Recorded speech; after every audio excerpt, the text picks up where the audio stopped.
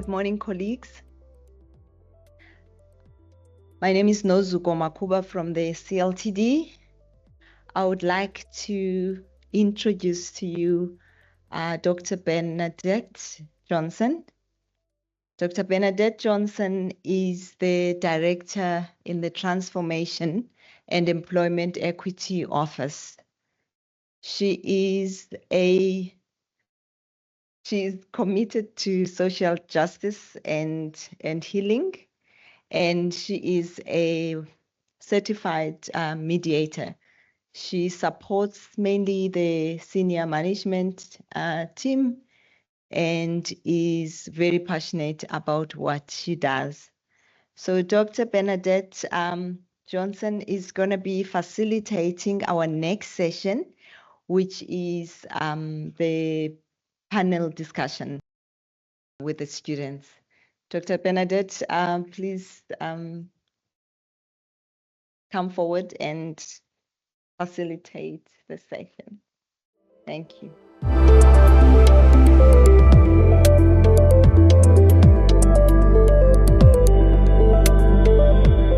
Good morning, colleagues. It's good to be with you here this morning. I must say, when I looked at the title of the Echoes of Change, I'm sure this is going to be an indication of how old I am, but the phrase that keeps coming to mind is blast from the past.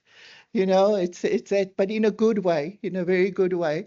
And I suppose my task is going to be to introduce you some members who a blast from the past. And it's been really good getting to know the team who are going to be, and Zama, I hope you're here. Zama, yeah? There's Zama. So Thato is our first person I'm going to call up to come join me up here, Thato Mokoena. And as he does that, he's a researcher and development practitioner working in education, youth development, and public policy. Of course, he was involved in Fees Must Fall at WITS, and SRC Transformation Officer 2016 to 2017. I wasn't here then, otherwise I would have known you. Thato's activism centered on access to higher education and institutional transformation, and this shaped his academic and professional journey. I told him I was very impressed that one of the first things he did is he became the co-founder of Afro Manifesto. Look it up on the net. And that is a non-profit initiative tracking African election commitments to strengthen political accountability. And he continues to work in civic and political education program at Africa Tikkum. That's where you're based as well. Thato also designed and delivered critical soft skills program at Blue Lever Education, an artisan training institution, and he's currently doing his master's in inequality studies at WITS. Can't get away from WITS. So that's Thato. And what I want to say is, as I read through this, one of the things that strikes me about everybody's background is that just the impact that being in Fees Must Fall and being an activist stays with you. And if you notice, you'll notice with, I'm going to go on to introducing Zama, you'll see again the attraction to remain on the right side of history, I'd like to say. So Zama Mthunzi is a global campaign coordinator, transforming public education systems to be anti-racist, building a global movement on anti-racist public education and connecting with over 100 anti-racist education initiatives. Very, very important task in the world we live in. These links go into Bristol School of Education, as well as global education movements. And of course, Zama, you're part of the leadership of Fees Must Fall, so we're happy to have you here. You convened the direct task team of the movement and also initiated and led a protest against racism at WITS. I feel like we've got lots to talk about. I'll have to invite you back. And then Shaazia Ebrahim is the digital and communications specialist at the Climate Justice Coalition and a South African alliance of trade unions, civil society, grassroots organizations, and community-based organizations. The coalition is committed to advancing a transformative climate justice agenda, tackling the intersecting issues of inequality, poverty, and environmental injustice. She holds an MA in Transnational Queer Feminist Politics from SOAS, University of London. Her dissertation is titled Towards Queer Utopia, Building and Sustaining Feminist Revolution in South Africa. Was awarded with distinction and received the Center for Gender Studies Dissertation Innovation Award.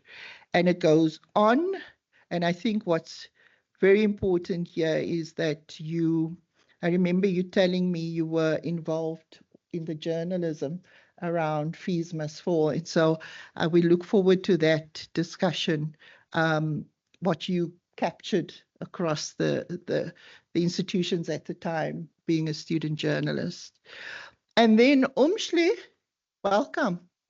You can join us.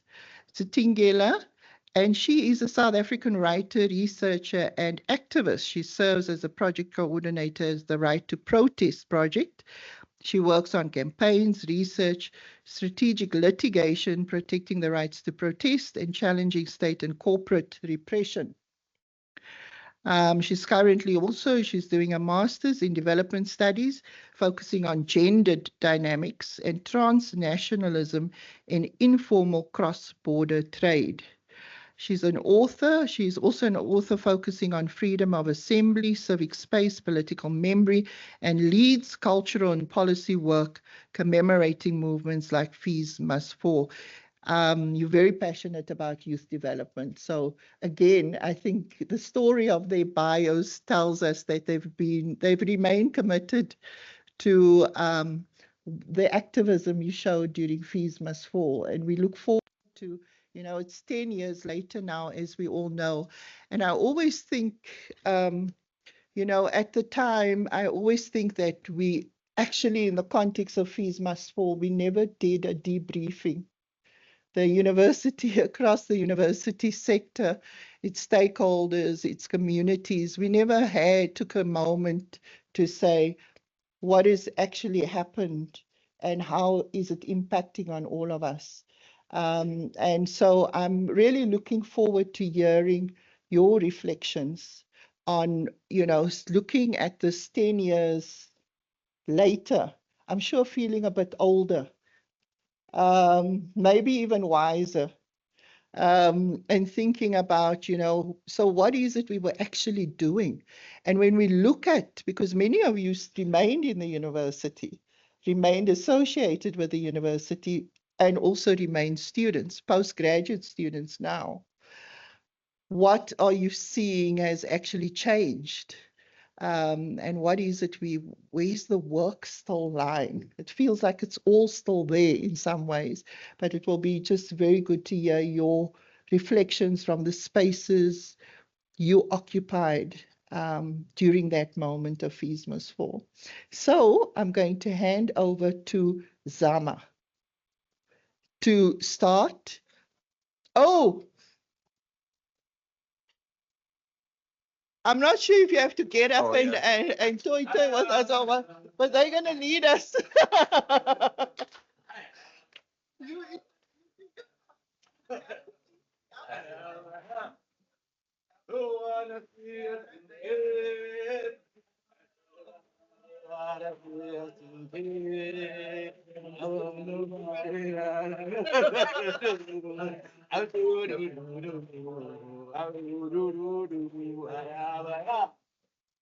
About the story of my life.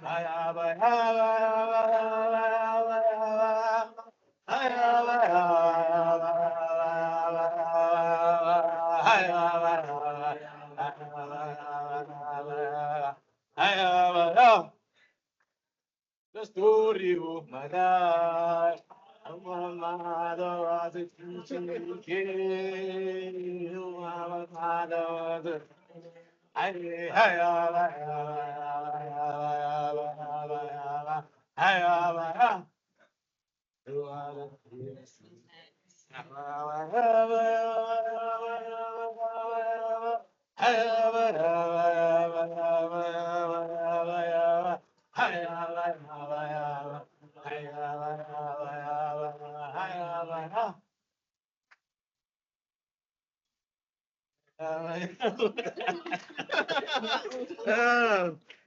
We can sing the whole day.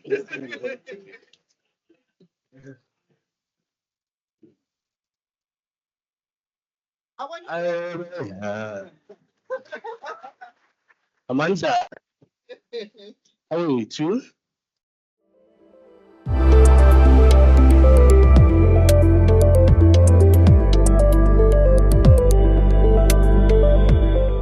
Amanda, please, Amanda. Okay. Just firstly, before I speak, just thank the CLTD for making this space. Just gives us an opportunity to reflect 10 years on. Just to greet everyone in the room. Thanks for making the time. I'm sure we'll make it worthwhile with comrades who are here. My task is simple, is to speak a little bit about the origins of Fees Must Fall. How do we get to October 14th?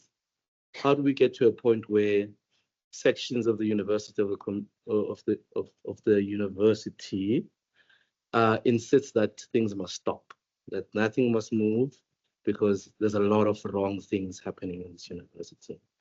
So the context is simply that there was a lot of wrong things happening in this university. There was various sections of the university community who were very unhappy in how this university was run at the time and how the university responded to issues when they were raised to the university, when the university was asked to do things differently, how it responded to people who were trying to make things better on this campus. Just a few days before the 14th of October, there is a huge protest, a workers' protest named October 6th, which involved students, which involved academics, and also workers themselves calling for the insourcing of workers on this campus. This was a multi-university protest, happened at UCT, happened at UJ, and that happened, huge protest during lunchtime. And I think Thato will speak much about how the university responded to that. Just before that, there was also a huge crisis of hunger in this campus. A lot of students would go days without a proper meal, and the university didn't respond to that. A group of students decided for themselves one day that they'll storm the main dining hall at the matrix and take food and redistributed that food among students who were hungry in the labs, in the libraries. So that happened. There was a huge accommodation crisis on this campus. And what did the university decide? They decided to demolish a residence that was called PKV, while students were still sleeping in libraries. The All Res Council responded by mobilizing a big march that moved from Parktown to the University Senate, and still the university didn't respond to that. Those are huge issues on this campus concerning racism, concerning representation, concerning a white curriculum. There were groups on this campus who were protesting and putting up issues around this. I remember Transform Wits was a big organization that tried to do things here. I remember Decolonize Wits that raised issues specifically on the politics curriculum, that it's white, the authors are whites, what it started is Western. They raised an issue of the staff within the politics department that was largely white, and they raised that to Senate, and the university didn't support. So there were things like that that were happening. Of course, there were also external influences such as Rules Must Fall that was happening at the University of Cape Town, and students were asking us to say, we are protesting every day against racism, institutional racism, and the statue on campus, yet you walk from the side of Bram, you get into this university on a street called Paul Kruger. The first building you meet when you walk on this campus is the Oppenheimer building on this side. And I stayed at a resident called Benny Penato. And anyone who knows Benny Penato knows that's the best friend of Cecil John Rhodes. And they were asking, you guys are feeling nothing while you also walk on campus that has all these symbols of colonialism, symbols of oppression, symbols of anti-Black racism, and you just walk and feel nothing. And we are there fighting for Cecil John Rhodes. So there were things like that that were happening at the time, and the university wasn't responding properly. And I think when the University Council announced the 10.5 fee increase, it basically, broke the camel's back, because people were really angry at the time. People were very unhappy in terms of how this university was run. And these are various sections of the university community. It was not just students. The workers were unhappy how this university is run. The academics were unhappy in terms of how this university is run. And I believe at the time, the VC could have responded better, Mr. Adam Habib, at the time. And I think the 14th arrived, already people are ready. And that's why when people ask, how did you guys mobilize so fast? How could you in one day have a mass meeting of thousands of students? And that happens not as quick. People who organize protests, organize mobilizations will tell you how difficult it is to organize people, to get people to agree, to come to mass meeting, to get people to act. It's very difficult, but that happened very quick because of the context that we found ourselves, that this university was doing a lot of things wrong, and that the students were sick and tired, the academics were willing to act, and that the workers were always there in support. So I think what's important with this context, it gives us a sense that whenever there's something that's wrong within this university, that is happening in this university, we must be always willing to act, because we don't know how that can build too much something bigger than us to something that is more stronger than us, that would actually lead to transformation. So I think that for me is just setting out the context to say this protest was not spontaneous. It was not, God-given. Students were struggling systematically, but as well, Wits had become a very politically charged university. There were radical politics along the corridors. For those who were there, will remember that the big SRC election debates at the Great Hall ended up in a physical altercation because of how students, were ready to fight at the time. And Mthabo Dlamini was running, Vuyani Pambo was running for presidency, and Jamie Mighty of Project W. For those who remember, sorry, I'm feeling old now. Vuyani is a member of parliament now. So these are old people who were running for president at the time. But I'm just putting out a point that students were willing to discuss radical politics. They were interested in Black consciousness and what it means. They were interested in Pan-Africanism and what it means. Black radical feminism also was a big thing at the time in terms of women leadership, challenging us as well as their comrades to say these things can be done this way. And I believe that those spaces, such as the Black Thought Symposium that discuss radical politics, are the ones that set ground. And that we must be always willing to take part even in the small actions, to sign the petition, to attend that meeting, to do a walk when it's just a few of us and it doesn't feel like we have an effect, because those things lead to October 14. And when you get to October 14, then you feel the might of the students, you feel the collective power of the students and demanding. And we took the VC and made the VC sit on the floor. That was one of the amazing moments for me during the protest. But yeah, just to cut it short, that was the context, that this university continues to do a lot of things wrong, and that as members of the university community, we need to stand up and always challenge the university when we feel that things are not going as the way they're supposed to go. Thank you.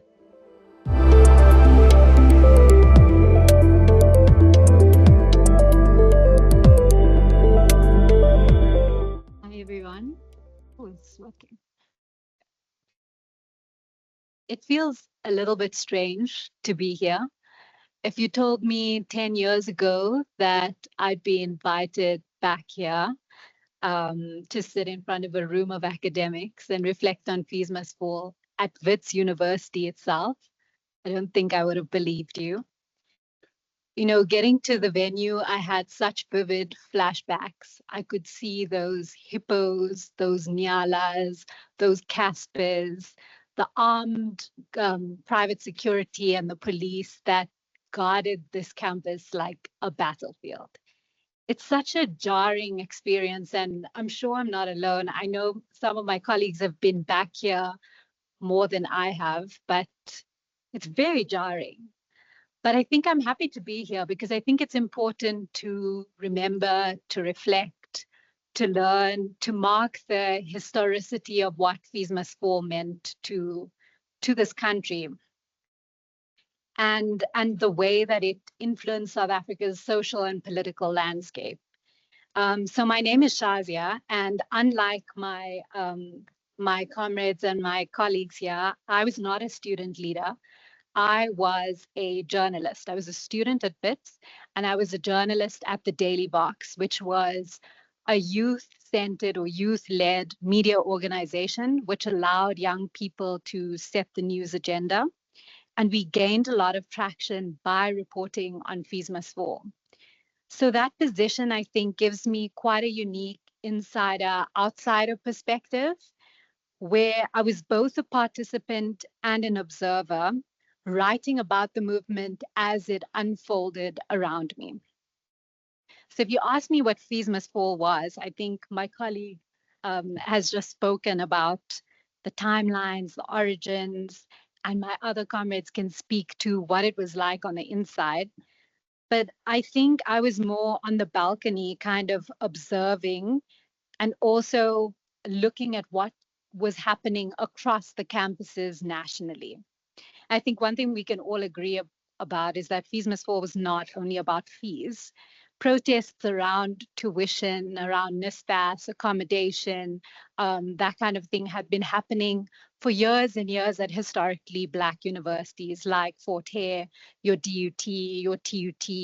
But Fees Must Fall, I think, went further. And I think it was a collective political awakening for the country. It evolved into demands for free education, yes, but it was deeper. It spoke about academic exclusion.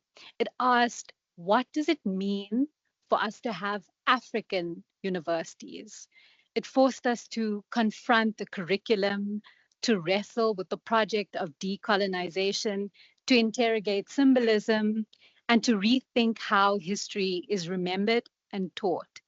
I think what made Fees Must Fall so powerful was that it was a national movement. It had collective demands, but it also allowed campus-specific struggles to find expression within this broader movement. It was intentionally leaderless, although of course, leaders did emerge. And as a young journalist, part of my job was to keep a roster of 5 to 10 student activists at every campus across the country to understand the political structures and to kind of check in regularly with the students. And I found that each student almost had its own brand or expression of the movement. At Rhodes, or the university currently known as Rhodes, as it was called, Fees Must Fall coincided with the RU reference list, which was an anonymously published list of students accused of sexual violence, which sparked broad protests and conversations around rape culture, but also how the university handled that. At UCT, I mean, Fees Must Fall grew out of Rhodes Must Fall, and we all remember Kumani throwing that bucket of feces at the statue of Rhodes. At Stellenbosch, Open Stellenbosch confronted Afrikaans as an exclusionary medium of instruction and the very, very slow transformation there. I myself actually graduated at the DF Malan Centrum at Stellenbosch, which is a reminder of how deeply the architects of apartheid are memorialized in this country. At Pretoria, there was UP Rising. At TUT, we constantly covered clashes between security forces and students with extremely graphic images arising from that. At DUT, there was quite a focus on the commodification of higher education, but we covered a lot of Bonginkosi Kanile, his run-ins with the police and him being jailed and bailed out for years.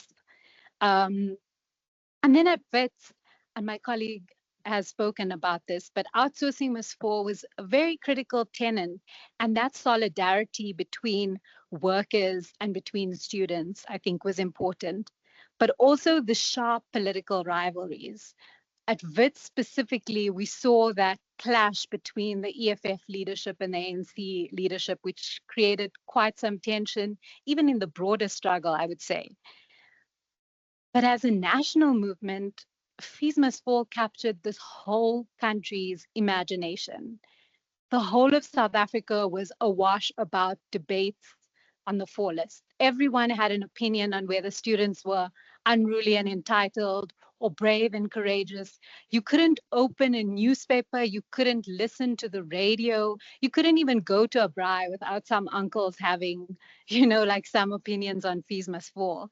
And I think it went beyond South Africa because we also saw global solidarity protests with the 4 lists, whether it was in the UK or the US. It was the end of the Rainbow Nation for me. And I'm a born free, and I was obviously raised on this myth of the Rainbow Nation and this miraculous transition to the new South Africa with very little critique.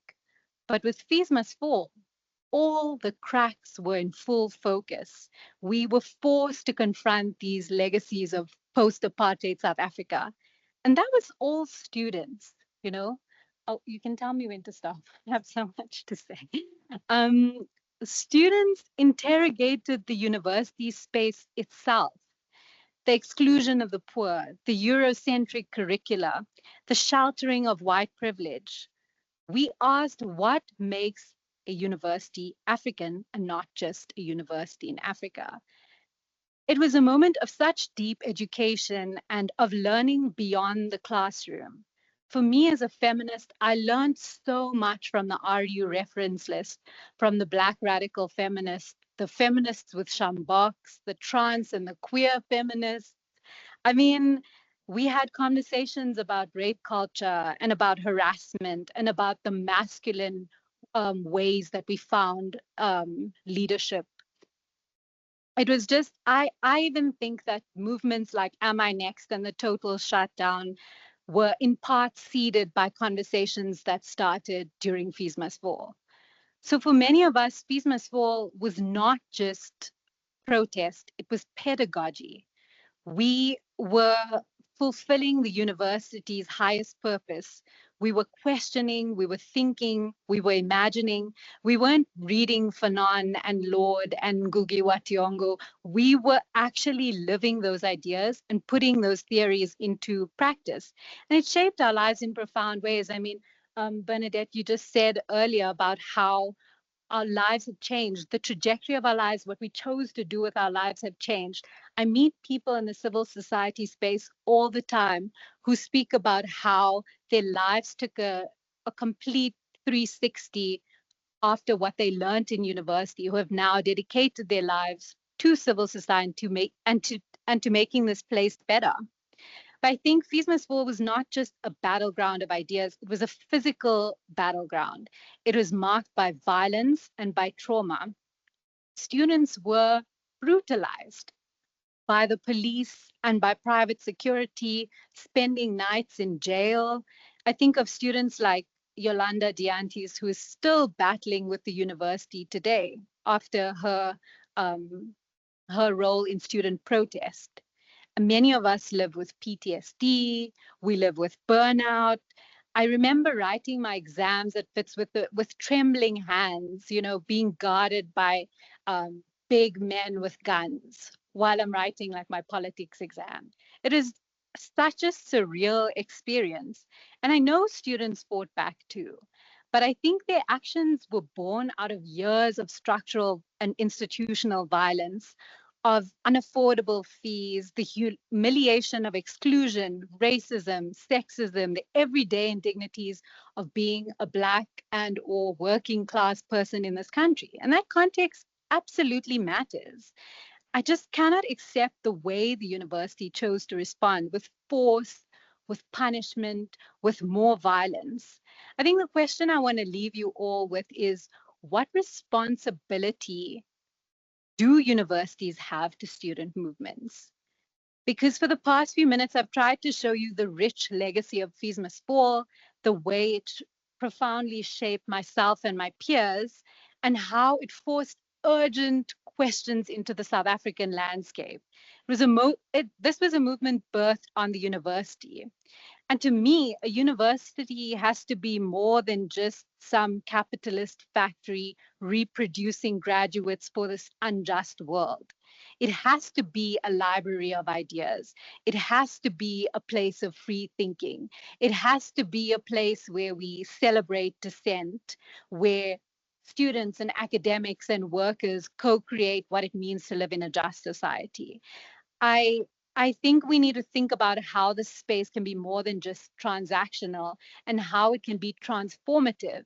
And to me, that idea lies in listening to students. I mean, when you see the way students who set up encampments across the world have been treated by the universities, or students in Kenya who are protesting the high cost of living, I just think it's ridiculous. I think my message is, yeah, to not fear the voices of dissent, but to nurture them, because that's how we're going to build a better South Africa.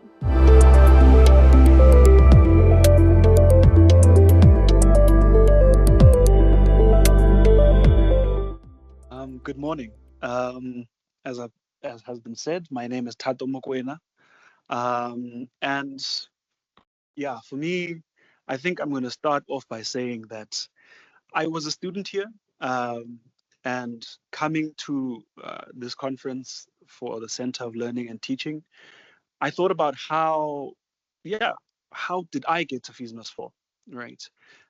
So a huge part of how I'm going to talk about how I got to Fees Must Fall is through my own lens. So bear with me just telling you how I got to Fees Must Fall.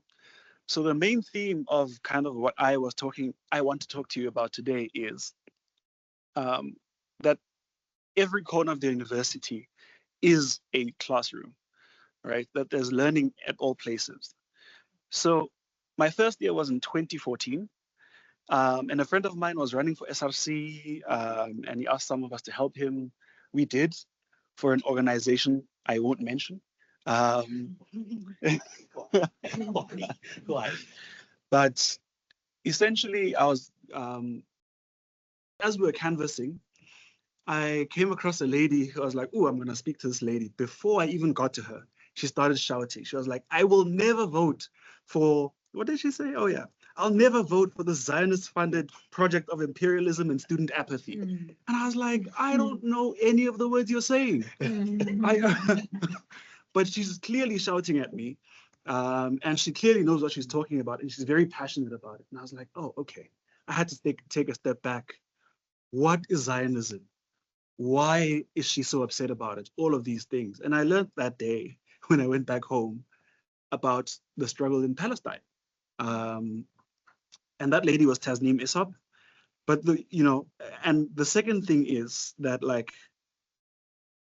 while I really didn't understand any of the words that were being said, what was important for me in that moment was that I was being engaged about things that I would eventually learn about in the future in class, but I was learning about them in a way that wasn't sort of top down, because Taz wasn't my teacher.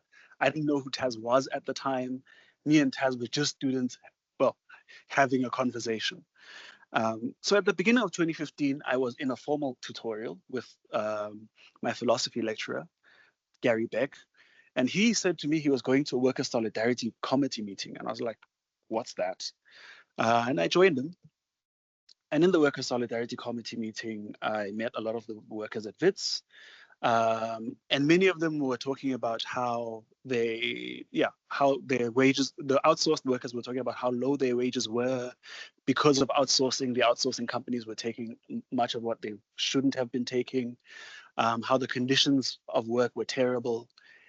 And I was thinking about, oh, I learned about the labor theory of value last week and how workers are exploited and all of that. And so for me, there was a connection between the things I was learning in class now and the things I was learning from the workers themselves.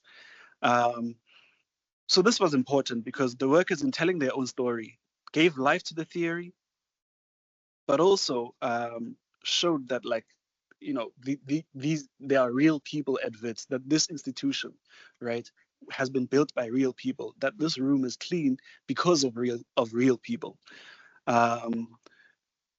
So this energy from the Workers' Solidarity Committee led to the October 6th movement, as Zama has spoken about, which happened like, 2 weeks before Fees Must Fall, or a week before Fees Must Fall.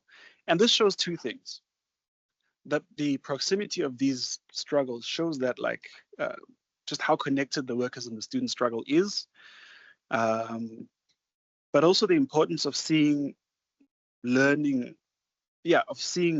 of leaving the classroom to learn about these connections, right? To learn more about what the university space is about.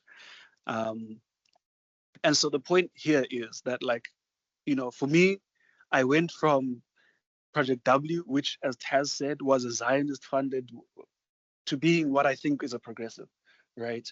And these lessons don't themselves kind of wouldn't have happened in the classroom. But what's important is it led me to kind of join the Workers' Solidarity Committee, learn about kind of progressive ideas, and think about, like, what does it mean to be in a university? What is a kind of university in South Africa? So the lessons learned from the workers' struggle for me was in huge parts, a lesson of solidarity, right? That Fees Must Fall movement itself wasn't just about fees. It was as much about the workers as it was about the fees themselves. The second important thing is that the October 6th movement showed, at least me, that we can raise our voices. So when the following week, when Fees Must Fall comes along and students have to raise their voices, it's like, yeah, the workers did it last week, we can do it too. So there's that lesson. But importantly, Fees Must Fall and the workers' struggle were about dignity.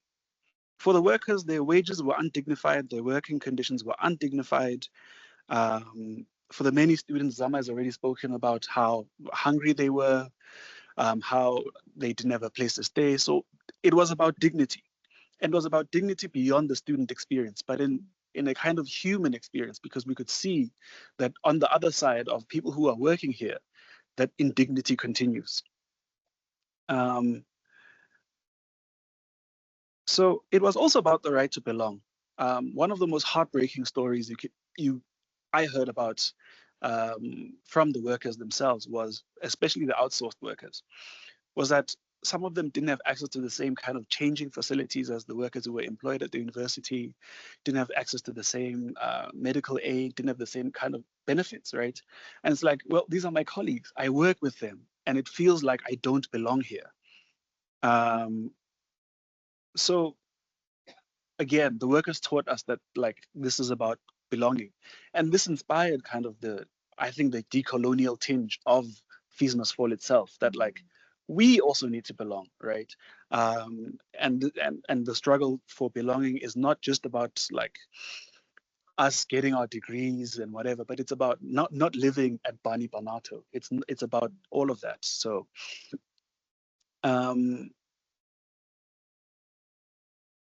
so I think for me, the workers showed me that a version of free education that does not bring with it dignity for the entire university community is not, in fact, a free education.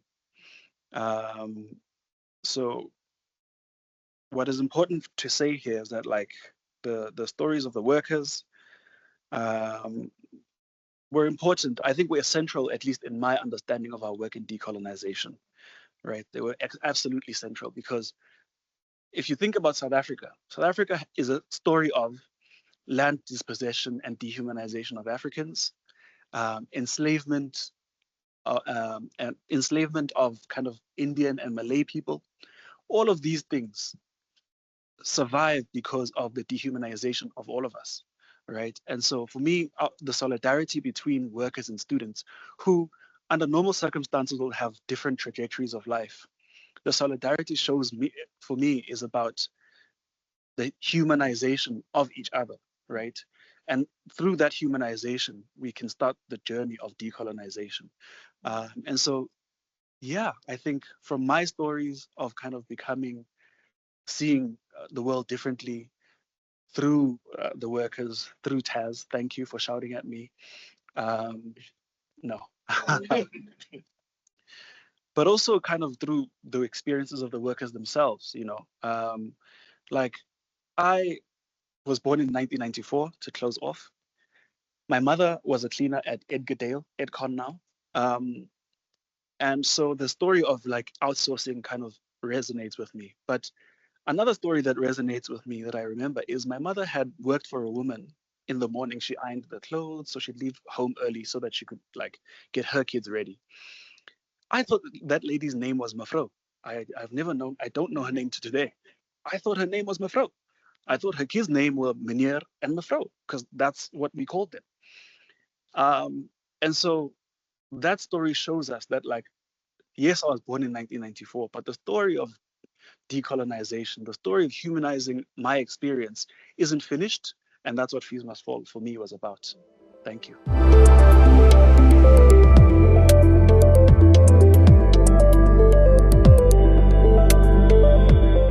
Morning, everyone.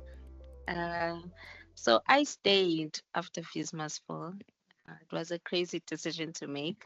I didn't know why I stayed, but I think it had more to do with the department of where I was studying at the time, which was the Wits Anthropology department, who showed the students the utmost love and care and support that we needed at the time. Not only opening up their space for us to practice collective care, making food for students, taking care of the wounded, but also having very important strategic meetings at that time as the SRC to plan our days. And through that relationship of the academic and the scholar, it radicalized me to stay. And staying in the university and deciding to take a small journey towards academia. I'm not there yet. I'm still trying to be convinced. But it really, for me, it really changed how I viewed the academic on campus, who they could be to the students coming in from a rural area, coming in with passions, coming in with different dreams, coming in with also the will to change things, to challenge things, really for me was inspiring. But I really wanted to know how then does what life looked like after Fees Must Fall. And this was not easy because I think Shaazia mentioned a very important point. Students were traumatized after Fees Must Fall. So the whole university life also changed on campus. How students navigated their politics, how students navigated mobilization on campus was very different as well. Because campus at that time, there was a national instruction from the presidency's office to have private police, private security, and police on campus in every university or higher learning institution in this country. And this is still an order and still is something that is. We were just having a conversation around, oh my gosh, there's so much security on the campus. It's hard to get in. And I was telling them about a tweet about how I think it was the ambassador to South Africa from Spain was saying it's harder to get into Wits University than it is to get into the country. Right. And for me, that was such an interesting tweet because it was so layered. He talked about access. What is being guarded? What is the country afraid of when it comes to higher learning institutions, higher learning students as well, the ideas that are produced here? who we could possibly be. And I think the country really missed an opportunity of innovation when it came to Fees Must Fall.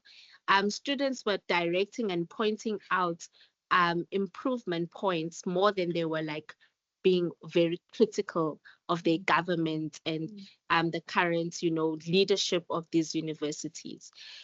So I think staying on campus, what I saw was for the first few years, because of COVID as well, was a little bit of emptiness, a wandering of the academic, a wandering of the scholar, a wandering of also just the governments when it comes to making sense of this moment after Fees Must Fall. But we see things pick up in classrooms as more younger scholars get absorbed into the university, bringing in new ideas, new ways of teaching, new ways of explaining theories. Thato explains that moment of Tasneem and himself. Tasneem went on and became a lecturer of this university.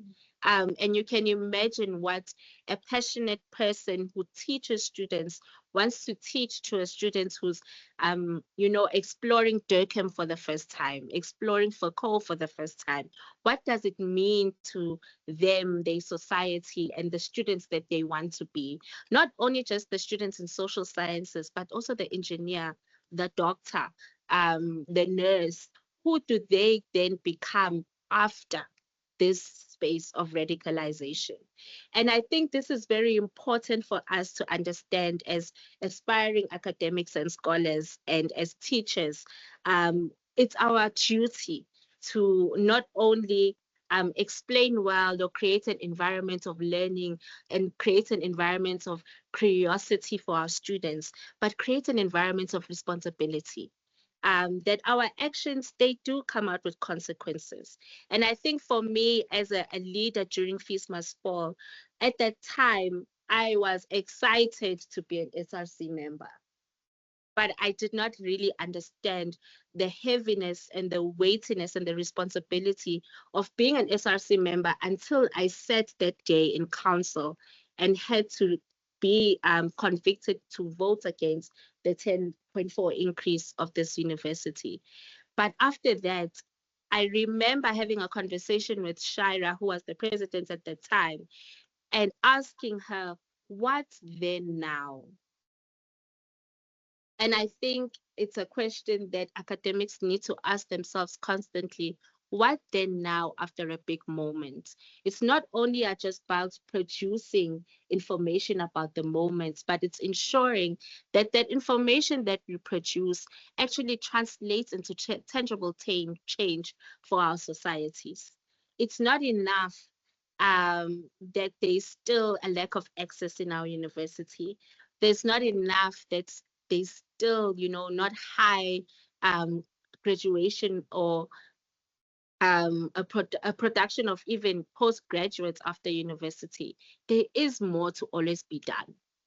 There is more to always be done. It's not enough for us also to always be at Wits University, UCT, UJ. Let's produce more. Let's produce more spaces of learning. Let's produce more environments of learning as well. So I think for me, when we were invited by Benedict to be part of this, it was more thinking of me, what's the responsibility of the academic now after this big moment? It's 10 years. It's not only just our responsibility in our different sector, but you as yourself as well. You have a responsibility to honor Fees Must Fall, to honor those students of Fees Must Fall, to honor Mthokozi Sintumba who died during this moment as well. It's your duty to honor his, he was here striving for something. He had dreams, aspirations. We may not know what they are, but there are students who are like Mthokozi with similar backgrounds who are coming at your care as academics to be changed, to be inspired even more, but to be told that you too can do it. So I think for me, when I recollect my moments on campus, now I'm no longer a student, but I'm a staff member who also needs to behave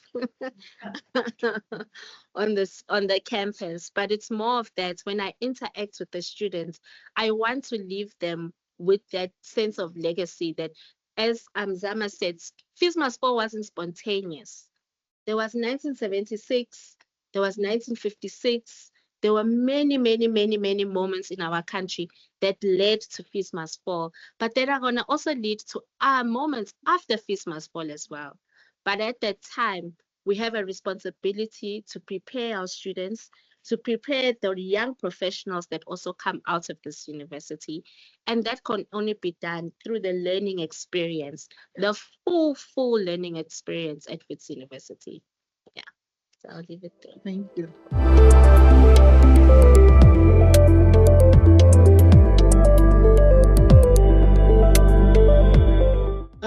I just want to thank the panel for the inputs and maybe just share with you as a way of opening to the audience your thinking. It feels quite heavy for me, the conversation we're having. So I just thought I must breathe.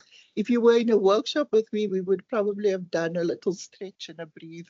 But I rely on you to feel comfortable. I think that, you know, it just, FISMAS 4, like you say, is one moment. It was a massive moment post-apartheid. I mean, it was the moment where suddenly students were alive.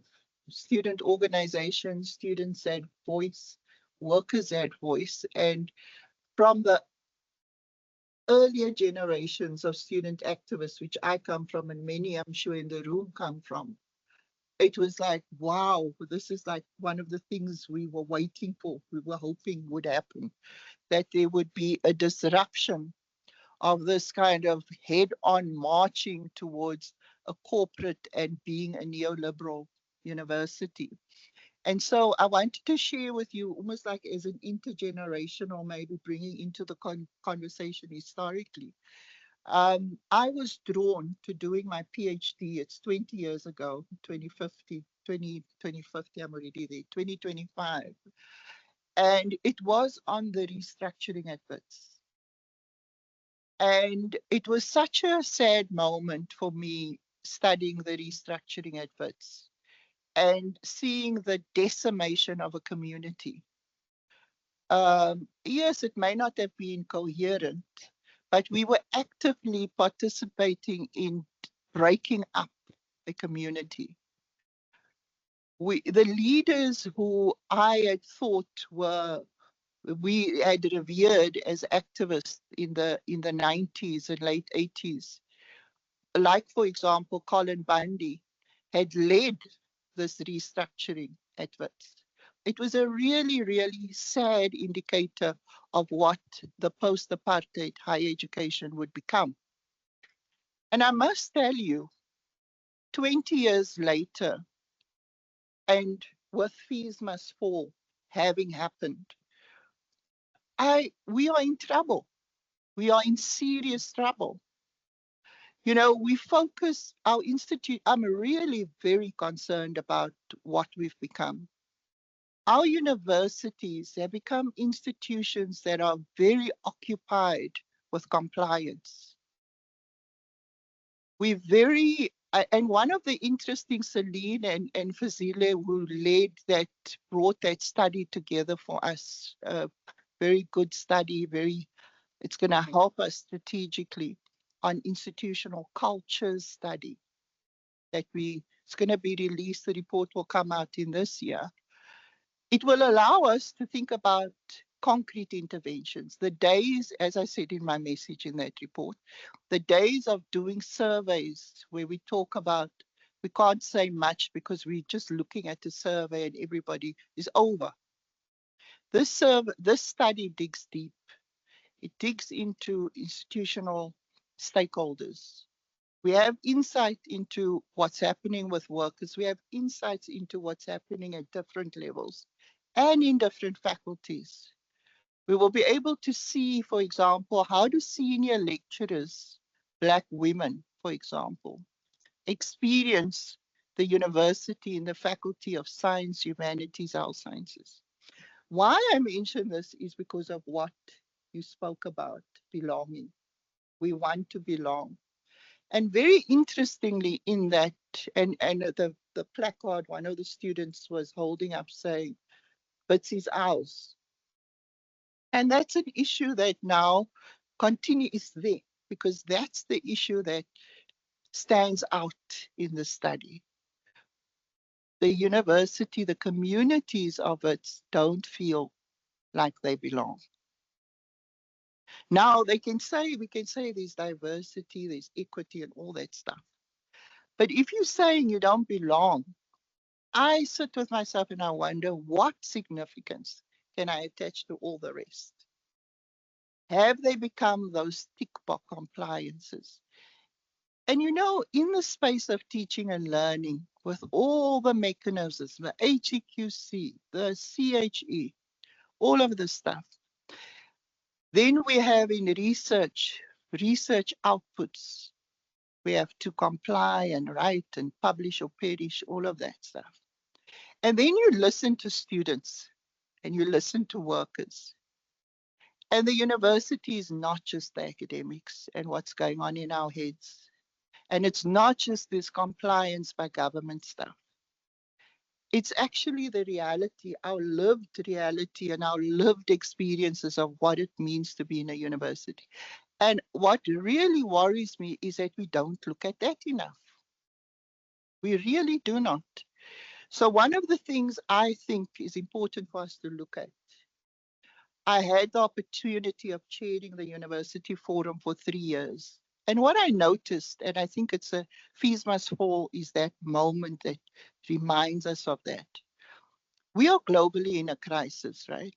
All sorts of crises. We know it, talk about polycrisis and so on. And we're going to be hitting crises, multiple. We know that UK universities, US universities are dealing with funding crisis. It's coming, it's there. We're just not looking at it. And so the potential, the possibilities of future, if not close or maybe a little bit far, I'm not sure, crisis is real. And one of the things we really need to think about is, how are we engaging with each other? You know, it would be a huge indictment on us if we would have another moment like Fees Must Fall as a collective society. Because we had, what's that other event on the mines? Marikana. These two events are very disturbing, should be very disturbing for us as a nation. So I think if anything, the question of how are we engaging with our reality and how are we engaging with each other in ways that we actually co-create a university that actually belongs to us, and not be so fixated with notions of Western university and trapped by our own deeply subconscious Western and colonial subconsciousness, that we can't have the confidence to claim the university for it to be ours. So this is going to be a big question that we're going to be engaging with in the institution. And on that note, sorry I went on a bit, but you really inspired me to think about that. And so I'd like to invite you, questions, comments, to open to the floor.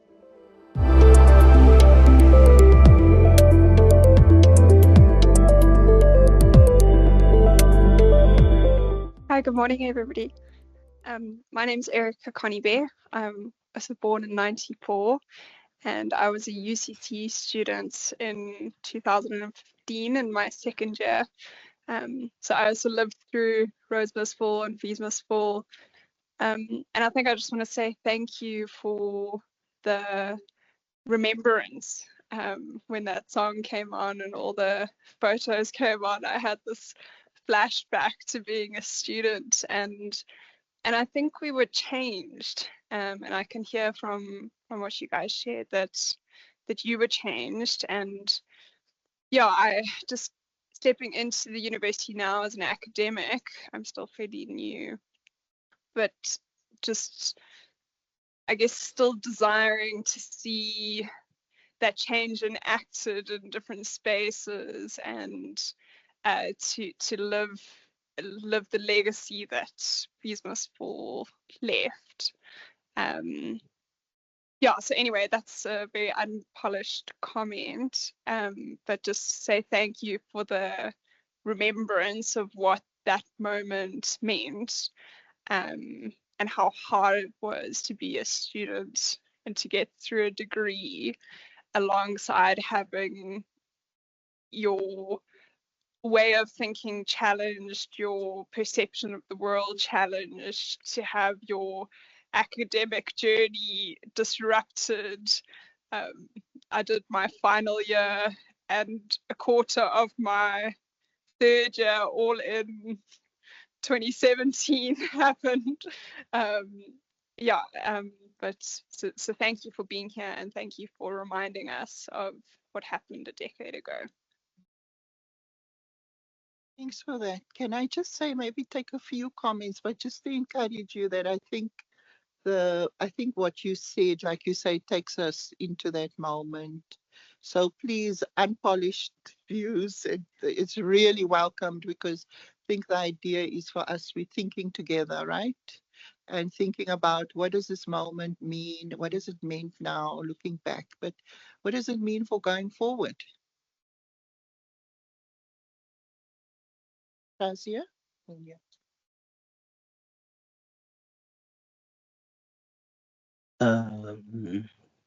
It's fine. Thank you. Thank you for your presentations. And yeah, like you rightly said, the vivid expressions that it took us back to as well.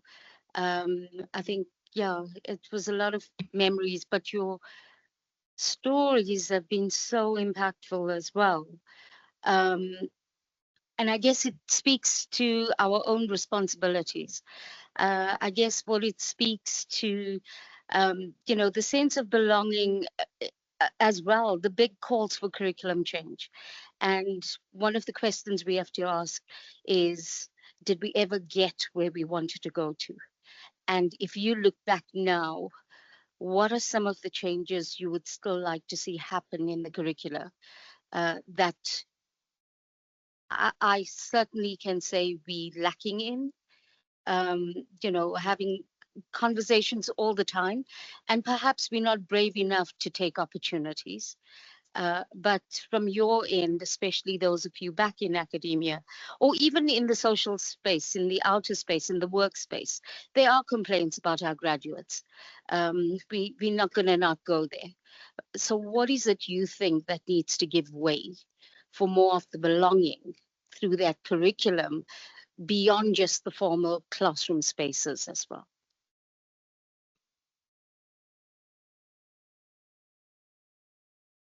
Thank you for the opportunity, and thanks to the panel for the wonderful presentation.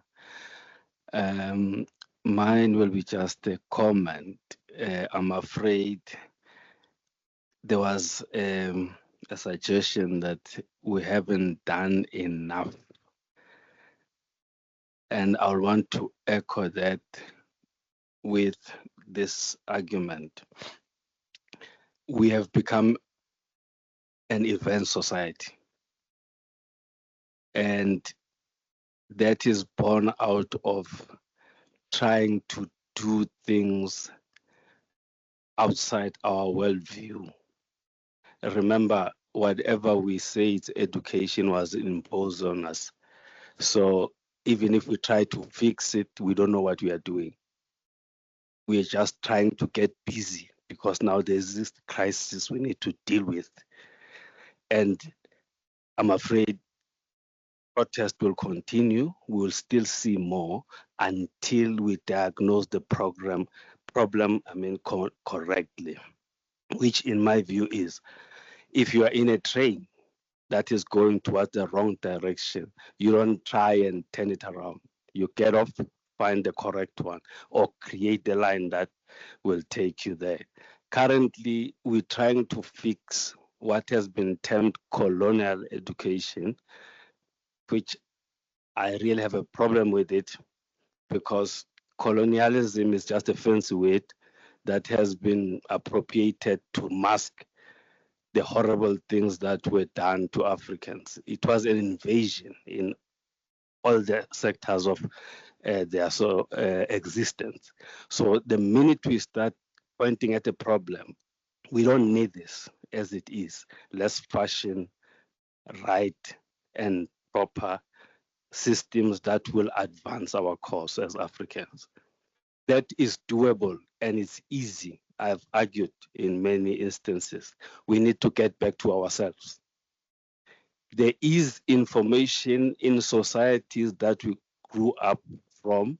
We know them, but because we don't like to be ourselves anymore, then we look for solutions outside of our purview and confuse ourselves in the process, as much as the confusion will persist for decades to come until we look at ourselves.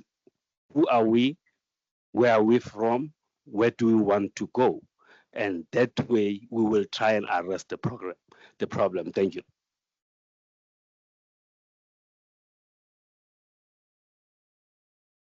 There's one more question up there. Yeah. Rose. Hi, I'm Nazira Hussain from the CLTD, and thank you for that very insightful commentary. And I think it actually took me back. If I recall, during the Fees Must Fall, I was teaching at an international university, and the students there were actually, they wanted the screens on, they wanted to see what was happening, and they literally asked me, wow, this is what your students can do in South Africa. And I had to remind them about democracy, about epistemic justice, and so forth. But I'm going to be very short and sweet. I'd just like to know, if you were leading a movement today, what would you do differently compared to the Fees Must Fall protests, taking into consideration all these nuances with the integration of educational technologies and AI within the field and sector in terms of higher education specifically? Thank you. Can we take some? You want to? How many? Can we take some responses and then we'll note the 2 hands for last? Okay. You can pick whichever comment or question you'd like to. I think I'll start with Rieta. Yeah. So what are the changes? What changes would I like to see in the curriculum that would give a sense of belonging? I think the first thing I'm going to say, I'm back as a student this year, and yikes, there isn't as big a sense of community as there was when I was on campus. And I was complaining then about like the sense of community. So at least in my experience right now, it's a little bit like regressed in that sense. And I'll give an example. I worked at a college when I taught soft skills, and like all of that was happening. But all of my students came from different places. And so one of the interventions we make, which can't happen at a university, but was a group support session. Essentially, you guys come from different places. Who are you? What are you doing in a group setting? Let's just talk. And we facilitate 2 of those sessions in the beginning.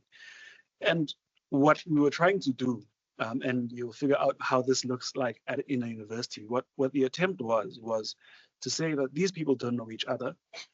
These people are going to be together for 3 years. How do they get to know each other? How do they support each other? What channels do they have to express themselves and to learn from each other, right? So, you know, in my university experience, I was part of a lot of social clubs.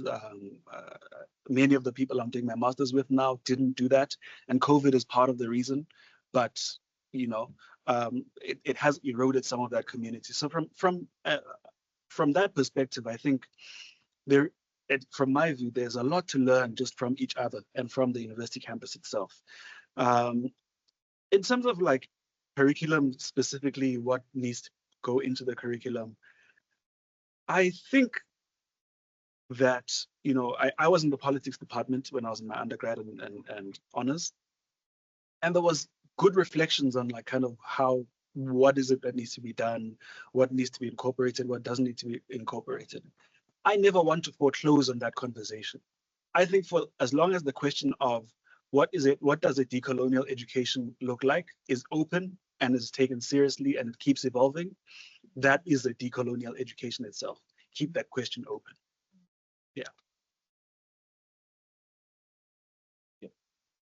Yeah, maybe just to speak to this issue of curriculum. as well.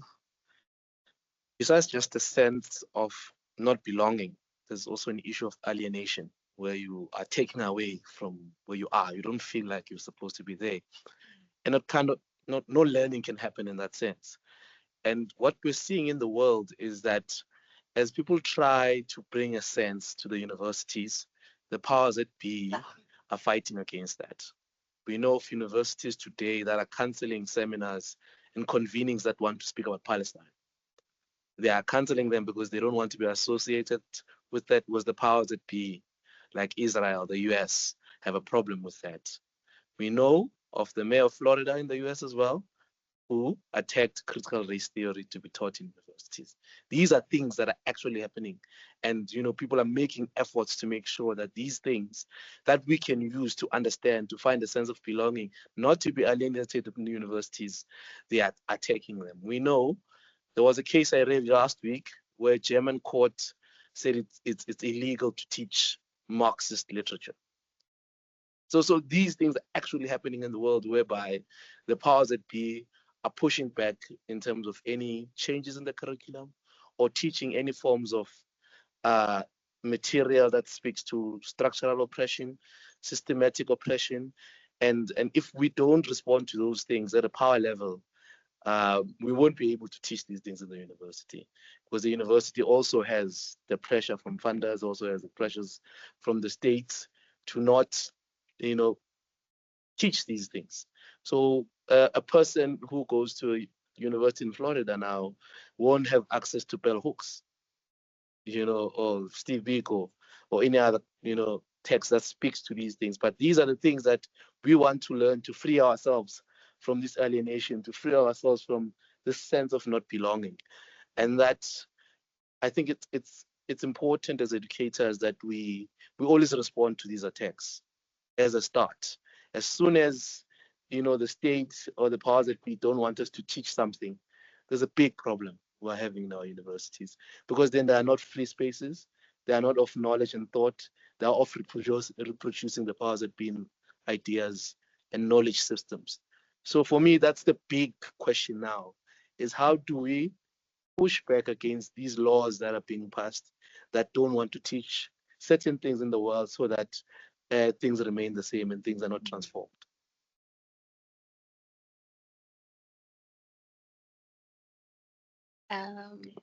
I'm so sorry, I just forgot your name. It's Nazira. Nasira, thank you. So what I do for a living is right now looking at protest trends, and I train young people how to protest peacefully, but not necessarily giving them prescriptions of how to protest. But what I'm seeing right now, I'm so happy that Zama mentioned this, is that the biggest protest trends we are seeing in the world is an attack on academic freedoms. It's a big thing. And often as South Africa, we take freedom for granted, and we think, something is so far away. Just next door, there's a lot that's happening in Zim, Mozambique, Namibia, and we think it's far, but it's quite close. So yeah, I really would again like to emphasize just that mobilization amongst academics on how to push back.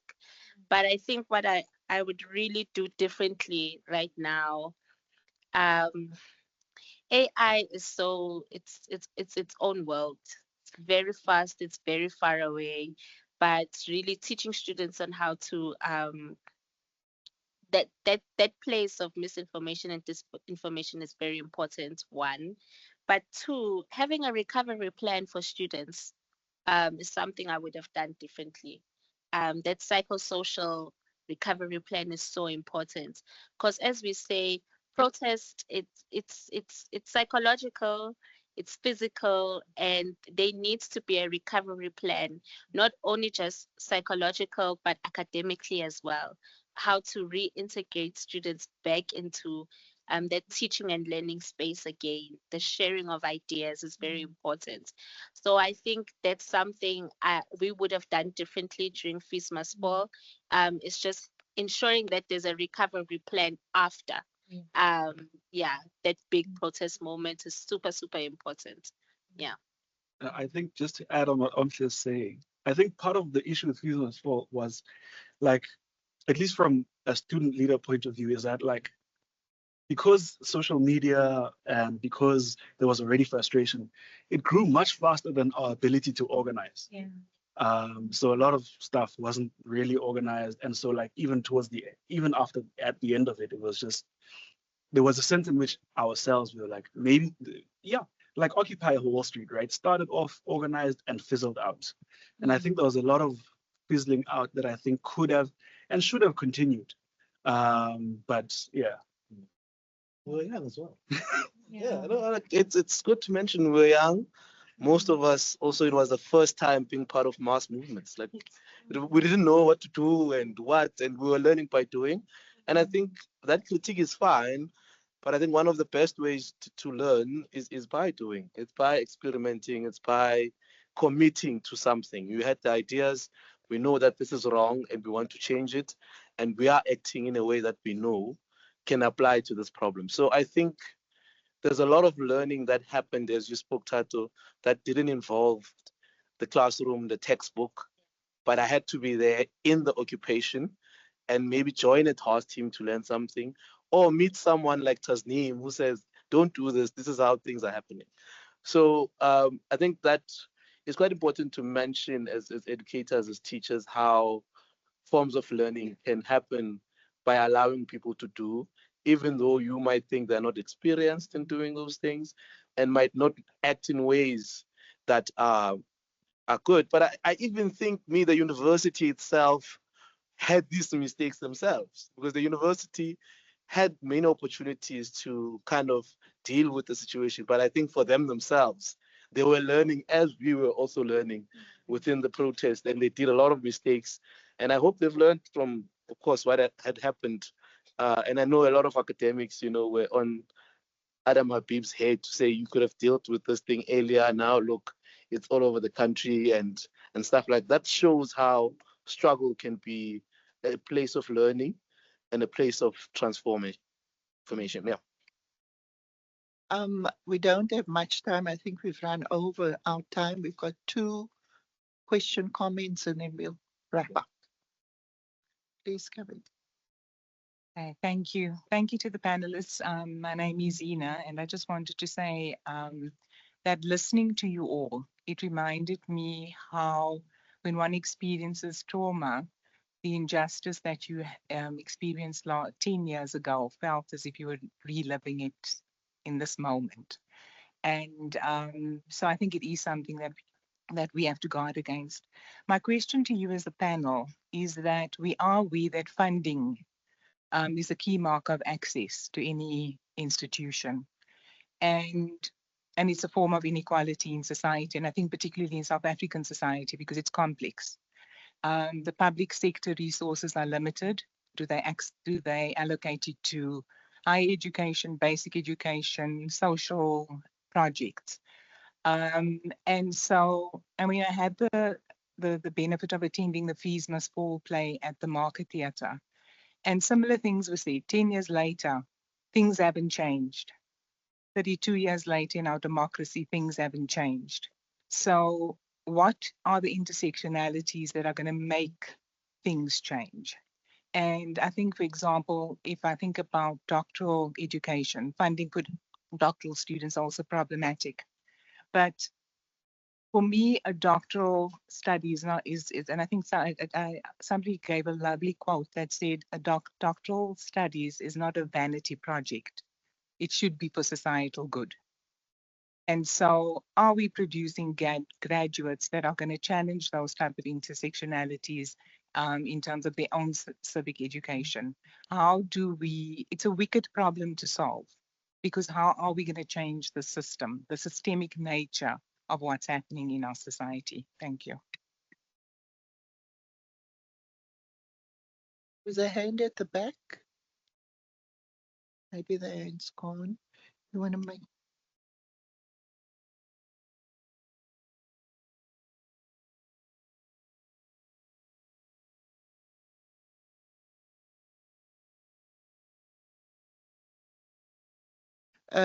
Zina, what you were talking about is the funding being a marker Yeah. of inequality in doctoral education.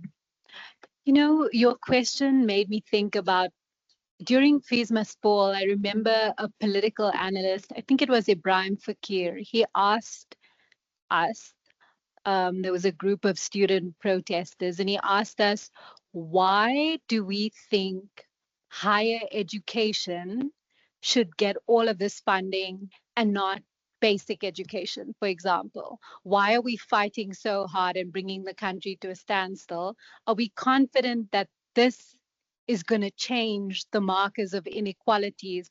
What about if we gave the money to basic education? Surely, surely that would make more of an impact.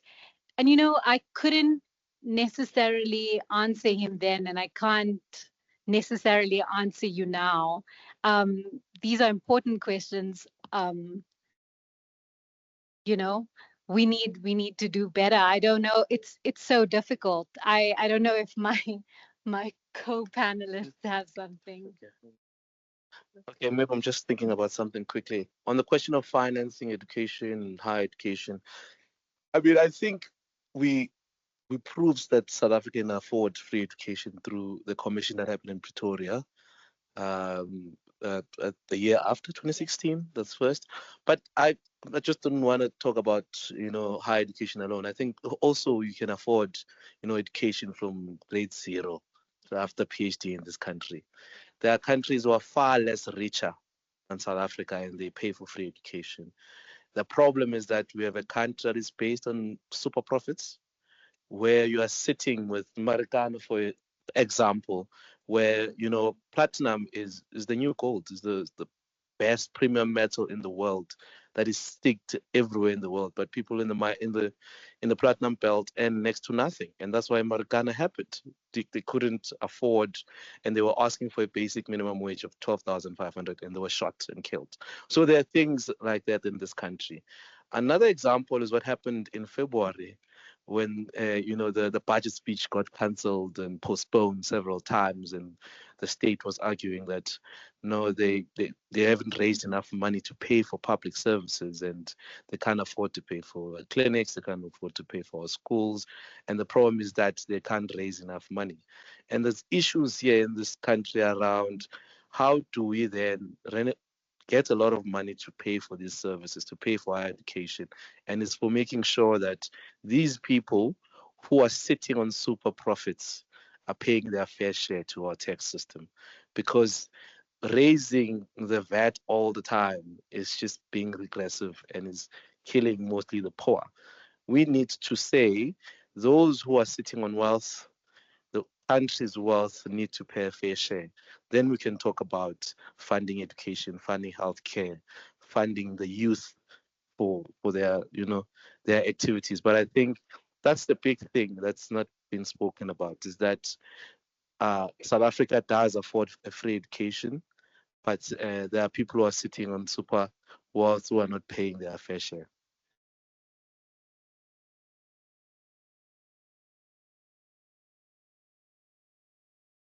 So, but just a large, maybe two of the panel members, just to conclude, and then we can Yeah, just I very think briefly. Yeah, I think my Okay. closing comments are going to be just about in thinking about how do we change this, and even thinking about the financing question is in our policy, in our curriculum development, in our teaching and learning. I think the question to ask is, what is the point of doing all of this? And I think my answer always lands at like, oh, this is about the people who are doing the thing, right? If how do I make their lives better? How do I enrich their lives? How do we do that? And I think if we approach all of our questions like that, we may not agree on what the solution is, but I do think it'll move us away from the kind of world we're in now, where a lot of the time the funding conversation becomes about, oh, but how are we going to balance this with this? This is going to affect the economy in this kind of way, and commerce will run away. And it's like, what is even the point of commerce? It's us, it's people, right? So, at the bottom of all of this, this is our world, we built it, and we can continue to build it through curriculum, through our policies, and in the university itself. Thank you.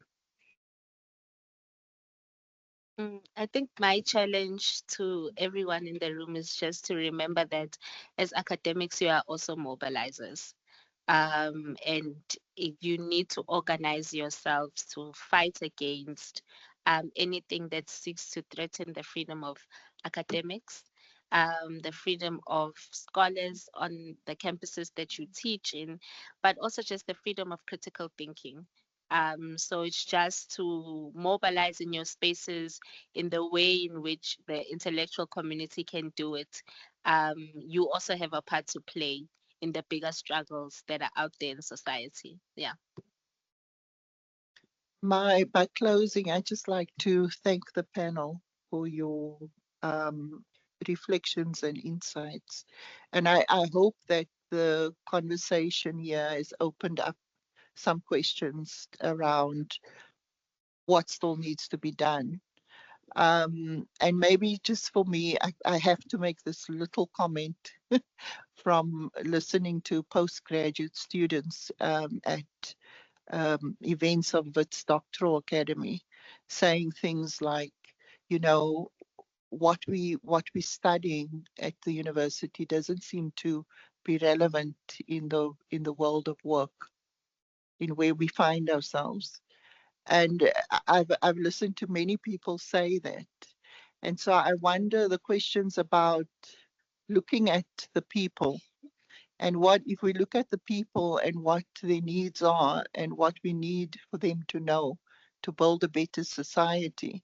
That to me sounds like a very good starting point to figure out what do they need to know, what do we need to teach them, and knowing that what we're teaching them, I think, as you say, Thato, and through running throughout your presentations, is that teaching and learning happens everywhere. And so what is it that's so special and unique about the teaching that happens in the classroom that cannot be found anywhere else? Or how does it dance with, or maybe disrupt and interact with the spaces which are beyond the classroom? So thank you very much for your engagement, and we apologize for taking some of the time, but hope that it was worthwhile. Thank you.